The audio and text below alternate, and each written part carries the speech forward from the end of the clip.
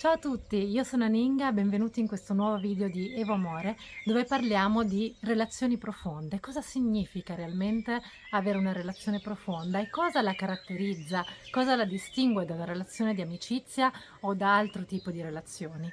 E benvenuti nel canale di Evo Amore, dove indaghiamo come trasformare le relazioni affettive e sessuali in strumenti di crescita personale.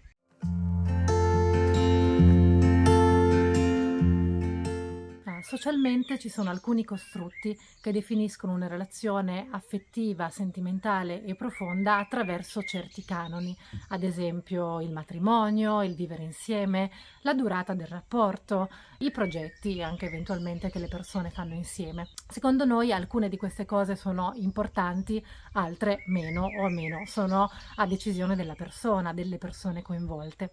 In questo video vi portiamo cosa secondo noi, quindi secondo noi di Evo Amore, contraddistingue una relazione affettiva e sessuale profonda. Sulla durata della relazione ci troviamo d'accordo. Non intendiamo che nelle relazioni brevi non si riesca a comunque creare un'alchimia molto forte, ad accendere il fuoco della passione e a vivere, a innamorarsi per davvero, a vivere un vero amore. Ma in una relazione breve non abbiamo delle possibilità che abbiamo in una relazione più di lunga durata, ovvero nel tempo, quindi nella durata del rapporto, abbiamo possibilità di vedere l'altra persona, le altre persone, in tutte le sue parti. In tutte le sue parti vuol dire tutte, quindi se all'inizio del rapporto solitamente le parti che emergono di più sono quelle positive, sono i talenti, sono le qualità e come si dice all'inizio si vede tutto rosa quando si è innamorati, col tempo emergono più facilmente anche le parti negative, i limiti, le difficoltà, i vissuti del passato che la persona ha e che ancora lo influenzano. Ecco, nell'emergere di queste parti si va a conoscere la persona nella sua totalità, a 360 gradi, quindi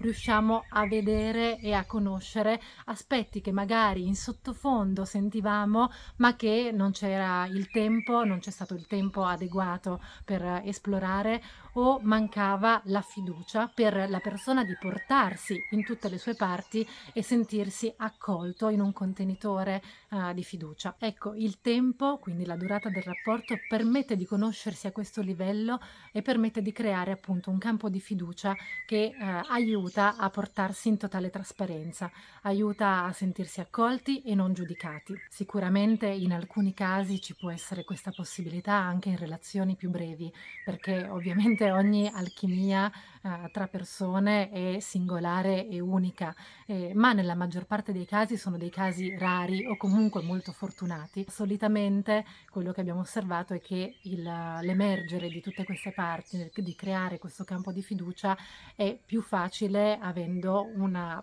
durata di tempo più allargata, perché nel tempo costruiamo, addensiamo degli elementi relazionali tra le persone che permettono di creare questo campo, permettono di vedersi banalmente la stessa vita vissuta insieme, permette di far emergere delle cose, quindi in una durata di tempo più lunga gli eventi che si vivono insieme sono maggiori e maggiore la possibilità di far emergere nuove parti e di anche crescere insieme. Resistere alle difficoltà è parte della ricetta per avere relazioni durature e di successo, perché solitamente quello che succede è che all'emergere delle prime difficoltà qualcuno si arrende. Ecco, noi crediamo che bisogna valutare quanto queste difficoltà sono sostenibili, ovvero se parliamo di difficoltà che sono in un range di contenimento e gestione sostenibili e soprattutto se sentiamo che queste difficoltà ci stanno comunque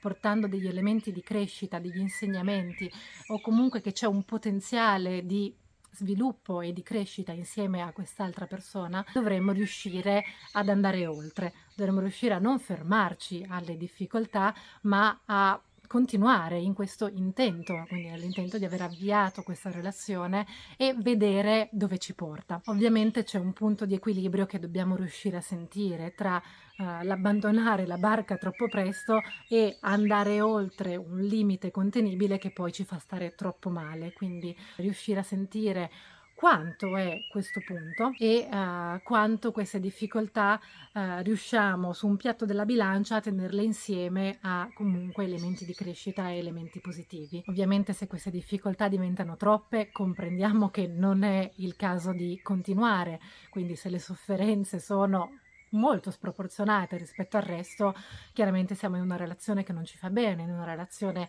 tossica o comunque che ha degli elementi che non ci stanno nutrendo e non fanno bene a noi stessi e probabilmente neanche all'altro partner. Ma se ci sta facendo crescere, dovremmo provare a continuare e ad andare oltre. Uno step successivo a quello del raccontarsi, del portarsi in trasparenza di cui parlavamo prima, è quello di vedere l'altra persona come una risorsa, come uno specchio in grado di farci vedere delle parti di noi che da soli non riusciamo a vedere e riconoscere questa persona come un sostegno. Quando parlo di sostegno non intendo che l'altra persona deve risolvere i nostri problemi, cioè i nostri problemi in fin dei conti abbiamo bisogno di risolverceli da soli dentro, ma l'altra persona può essere un contenitore energetico, un supporto emotivo reale per non sentirci soli in dei viaggi che a volte sono complessi. E parlo sia di viaggi profondi, intimi, quindi con difficoltà, limiti personali, ma anche di situazioni magari esterne che ci mettono molto in difficoltà. Inciso, noi crediamo che quello che succede fuori di noi ha sempre delle rispondenze dentro, quindi anche se la causa sembra esterna, sembra che il problema sia quella persona o quella situazione, magari problemi sul lavoro, tutte queste cause esterne ci possono riportare, possiamo osservare, guardare dentro di noi dov'è. Cosa c'è dentro di me che non mi permette di vivere bene questa situazione? E solitamente c'è sempre qualcosa dentro di sé. Bisogna però fare attenzione in questo lavoro a non vivere l'altro come un mero strumento di consolazione, perché questo a lungo andare, o se fatto troppo, anche consuma e toglie energia alla relazione. Ci va un equilibrio. Nel fare questo lavoro l'altra persona va sempre rispettata e stimata, sia che riguardi casi e problemi interni alla relazione, quindi tra le persone che hanno la relazione, sia che riguardi problemi esterni o comunque prettamente personali. Bisogna tenersi in un campo comunque di rispetto, stima ed equilibrio. Diciamo che l'altro non deve diventare il bidone di tutti i problemi. Bisogna riuscire a non proiettare sull'altro, anche quando ci sembra che sia proprio lui, lei, la causa del problema. Un altro elemento delle relazioni affettive e sessuali profonde è quello di fare scelte condivise e darsi degli obiettivi. Non è detto che questi siano, come citavo all'inizio, mettere su famiglia o fare dei figli, a meno che siano le persone a scegliere e volere questi obiettivi, ma può essere anche avere un progetto insieme, sviluppare un progetto che sia lavorativo, che sia frutto di delle passioni condivise o di una missione che si sente importante per entrambi e che si ha il desiderio di portare avanti. Ecco, in questo caso l'energia della relazione è un'energia che viene indirizzata verso qualcosa che può far bene anche ad altri fuori dalla relazione, ma si possono anche determinare dei canoni della relazione che vengono stabiliti un po' come paletti di un percorso di crescita condiviso. Quindi la relazione non avviene solo casualmente, ma la si costruisce insieme. Si ha una disciplina condivisa e da questo punto di vista la disciplina non è sacrificio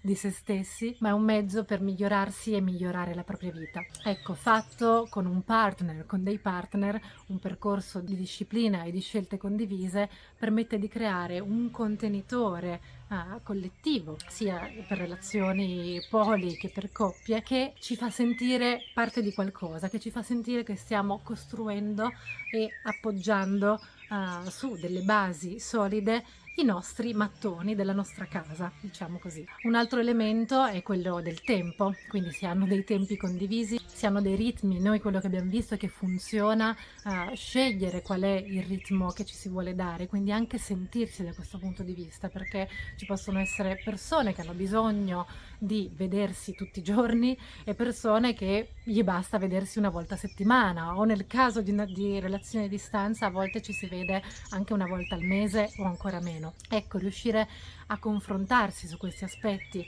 con il partner è sicuramente una chiave utile ai fini della relazione, ai fini del benessere di tutti i partner. Quindi il tempo è un elemento che contraddistingue, quindi l'avere un ritmo e sceglierlo insieme e rispettarlo. Quindi il ritmo con cui scegliamo di vederci e la costanza nel portarlo avanti è un elemento che ci permette di strutturare, consolidare queste cose, aggiungere con costanza i mattoni della nostra casa che stiamo insieme costruendo.